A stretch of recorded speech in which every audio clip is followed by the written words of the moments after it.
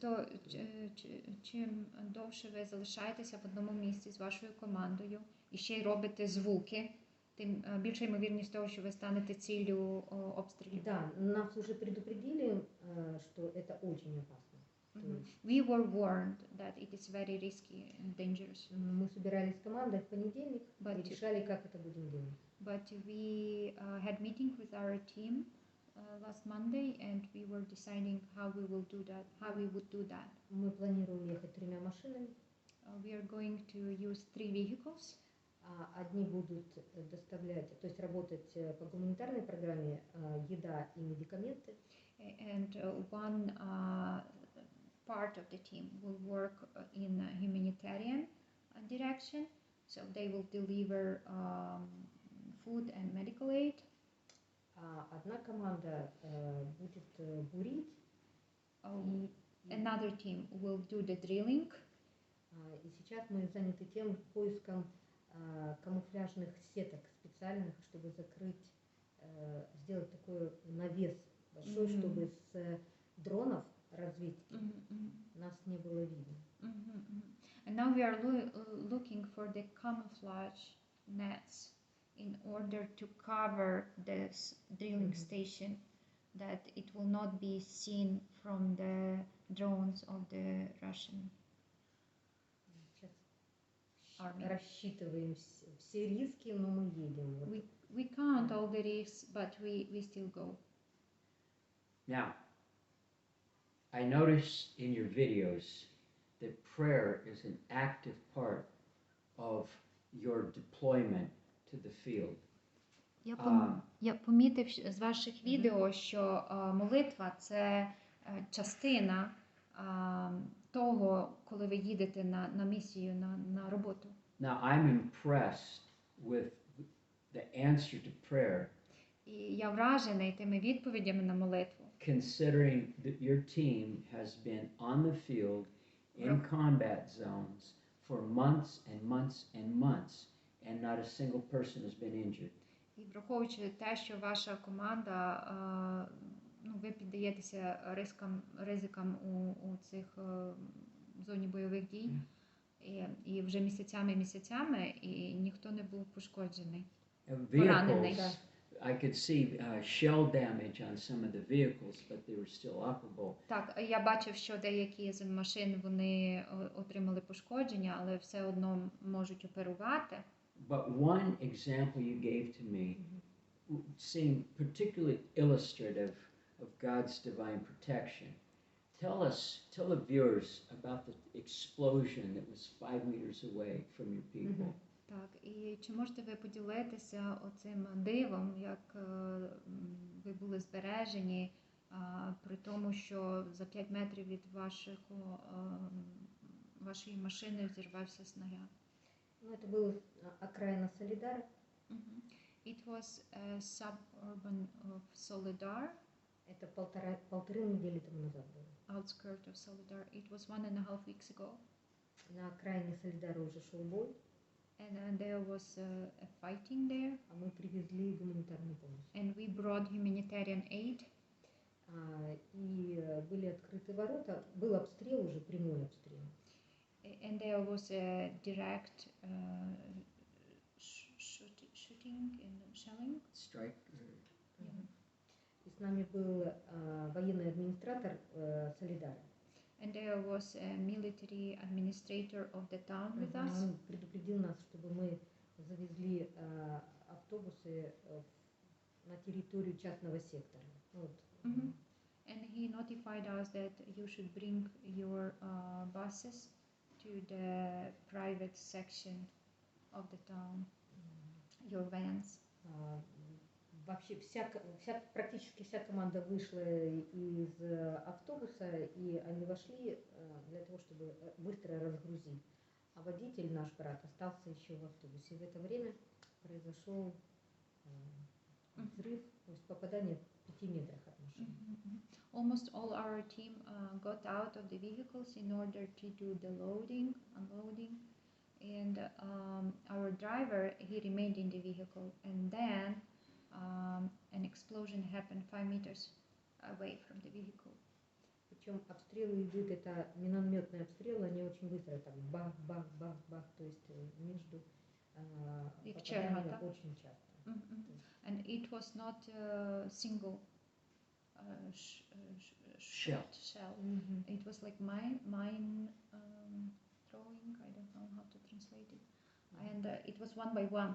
It was the whole И line. когда раздался взрыв, то есть потом, когда посмотрели на воронку, воронка была 10 метров, воронка 10 метров. And when the explosion happened, after that explosion, the big Concussion. big Wave. Pressure wave. no, the big hole was Oh, the crater. Crater was down 10-meter diameter. For Americans, meters, that's yeah. over 30 feet across. Вот. И Shell crater. когда раздался взрыв, то осколки полетели и летели между людей, и взрывная волна повалила и водителя, и мимо водителя пролетели осколки, то есть наш автобус был посечен осколками, но никого не задел, вообще никого не задел.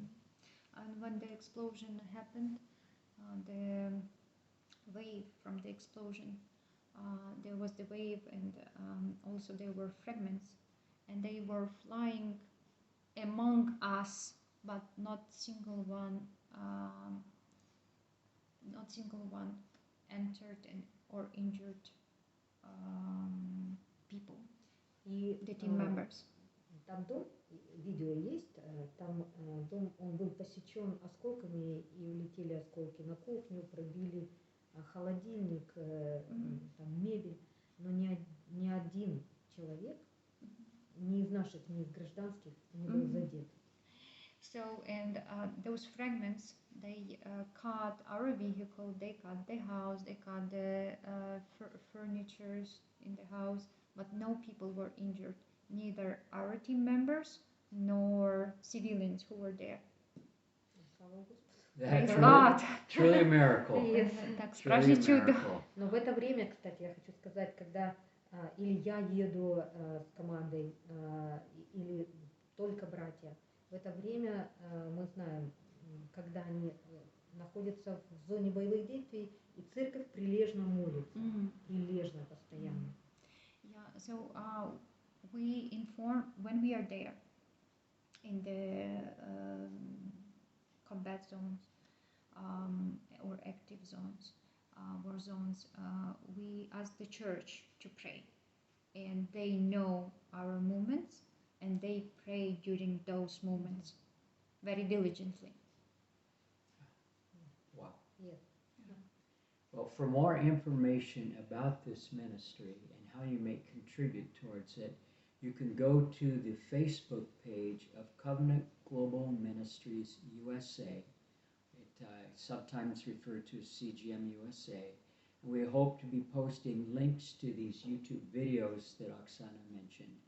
And there, and you can also donate to CGM USA. It's tax-deductible donation.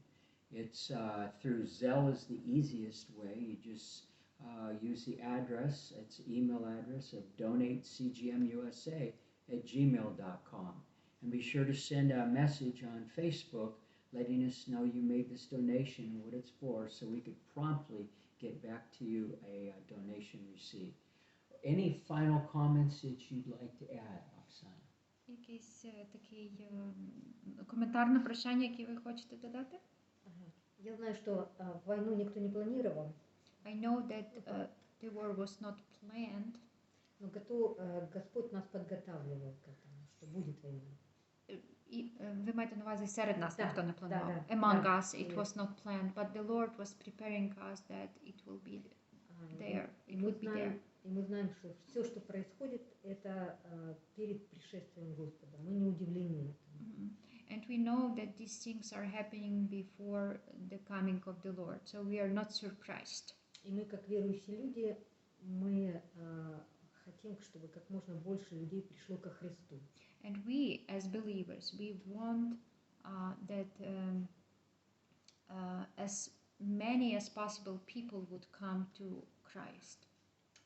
И одной из целей у нас, чтобы никто не погиб именно духовно, но имел жизнь вечную. And one of the goals among us is that no one would die, meaning spiritually, but people would have eternal life. Поэтому мы и подобные нам, мы ездим даже с риском для жизни и делаем то, к чему Господь призвал. Кормим духовной и физической пищей. And that is the reason why we and people similar to us, we go risking our lives and do what the Lord called us to do. We feed people both physically and spiritually. И благодарны Богу за каждого, кто сеет, то есть в Украину, не будучи украинцем или не будучи в Украине, финансово, молитвенно поддерживает нас. Yeah, and we are thankful God for everyone who is sowing into Ukraine, even while not being in Ukraine, financially, or they do the prayers for Ukraine. И мы знаем, что Господь за Украину. And we know that the Lord is for Ukraine and everything will be well. Amen. Amen. And я тільки хочу запитати, пастор Оксана, це що біля вас? What is that next to you, Pastor Oksana? Это уменьшенные гильза от миномета. It's part of the shell. Artillery shell. Да, артиллерийская, да, снаряда. Я ее взяла в Буче. I found it in Bucha. Вот буквально на следующий день, как вышли оттуда русские солдаты. Next day after the occupation, after the Russian soldiers left Bucha. У нас есть так с каждого района такие вот трофеи. Это как, We have these kinds of trophies from every district. да, это как свидетельство для тех, что это реально, это режим сеет смерть. Russian, российский. Да. It is a witnessing that the Russian regime is sowing death. Как напоминание. Yeah, as a reminder. Thank you again.